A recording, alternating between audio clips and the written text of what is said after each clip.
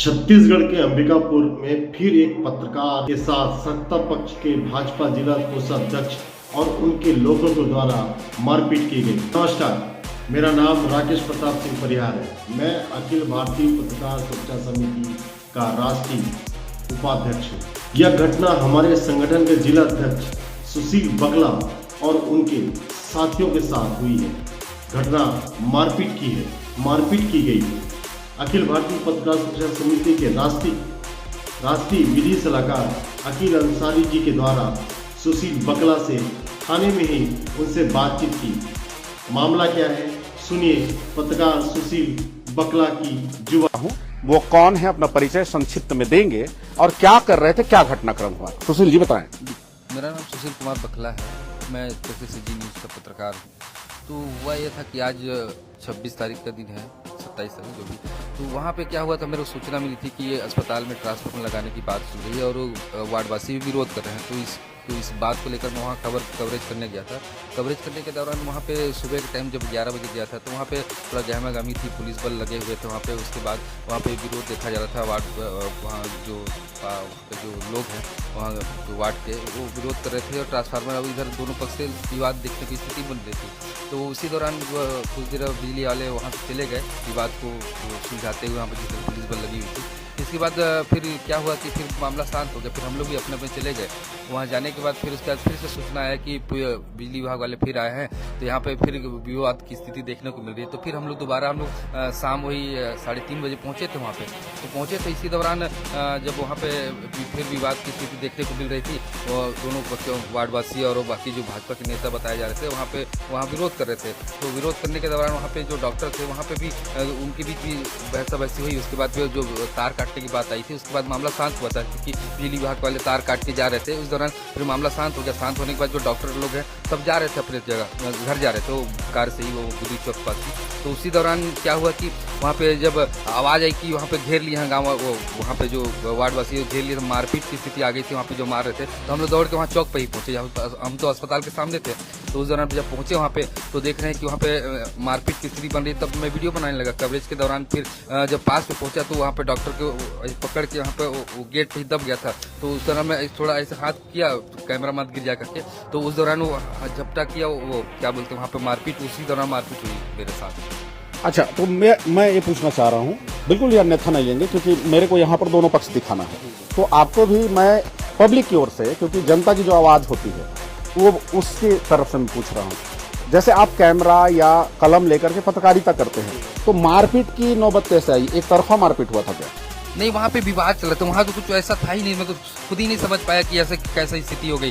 मैं तो बस अपना कवरेज कर रहा था। कवरेज के दौरान इस तरीके से मारपीट हुई, अचानक मैं समझ ही नहीं पाया। इसके बाद बात इतना बढ़ गया। अब पुलिस वहाँ मौके पर मौजूद थी, लेकिन पुलिस कुछ नहीं की। टीआई साहब खुद थानेदार वहाँ पर मौजूद थे, वो देखते रहे सिर्फ। ठीक है, पुलिस का तो प्रश्न हम उठाएंगे यहाँ के अधिकारियों से।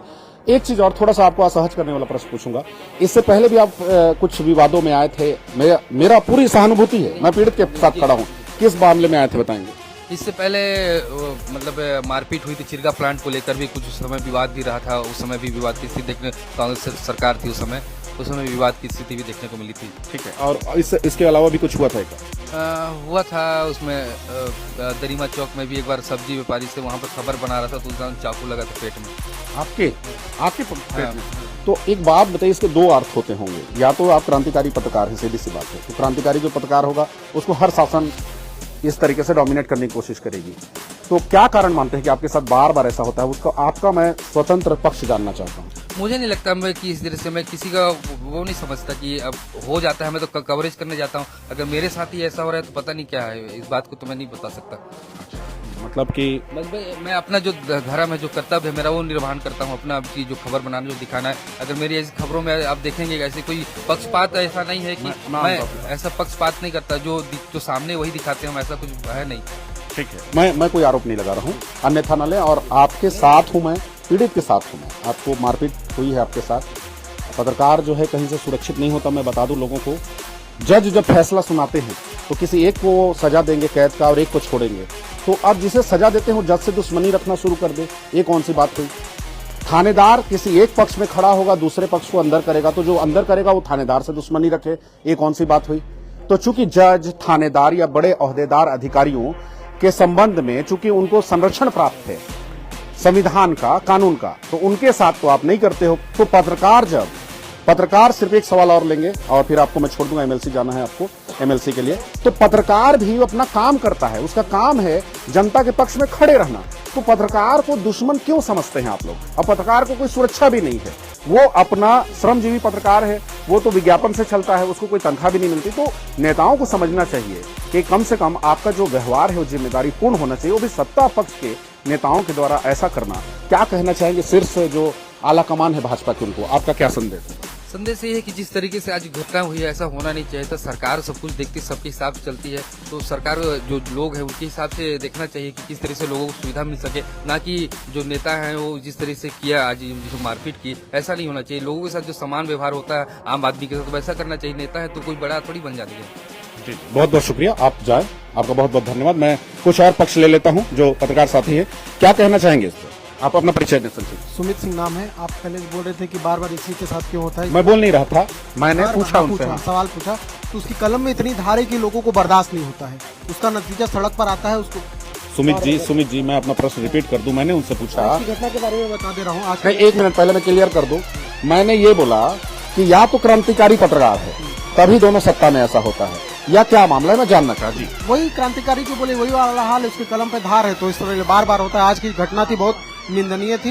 घटना में ऐसा था कि जिस तरह से हम लोग कवरेज कर रहे थे वहाँ पे सब प्रत्यक्षदर्शी, मेरा भी चश्मा तोड़ दिया गया। अच्छा, आपके ऊपर भी हमला हुआ? हमला मेरे ऊपर नहीं हुआ, जब इसको मार रहे थे अचानक पकड़ के, तो मैं बीच बचाव के लिए पहुंचा, तो बीच बचाव मेरा भी चश्मा तोड़ा गया और उसमें मेरे को भी थोड़ा बहुत चोट लगा। लेकिन वहाँ पे किसी का मकसद नहीं था कि हाँ, हम सब एक दूसरे को जान रहे थे कौन है, क्या है, कैसा है, कौन आदमी कैसा, अस्पताल प्रबंधन कैसा, जो मारपीट किए वो सब एक दूसरे को जान रहे थे। लेकिन बेवजह किसी पत्रकार को मारना की कवरेज के लिए गया है, आज तेरे को भी बताते हैं। नहीं, बिल्कुल हम भी उसमें बिल्कुल हम पीड़ित के साथ खड़े रहते हैं। घटना ये, हाँ ठीक है, बहुत बहुत शुक्रिया।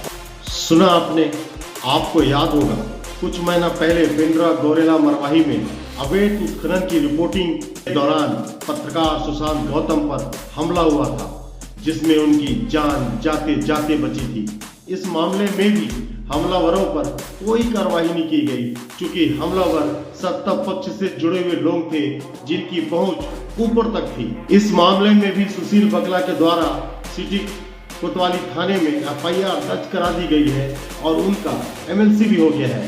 पर सवाल सबसे बड़ा यही है, यह अक्ष प्रश्न है, क्या सरकार के बैठे लोग इसे गंभीरता से लेंगे? क्योंकि जिस व्यक्ति के खिलाफ एफआईआर हुई है वह भाजपा का जिला कोषाध्यक्ष है और उनका नाम है निश्चल प्रताप सिंह। अखिल भारतीय पत्रकारिता समिति निष्पक्ष कार्रवाई की मांग करती है सरकार से, और अगर ऐसा नहीं होता तो आंदोलन के लिए मजबूर होगी।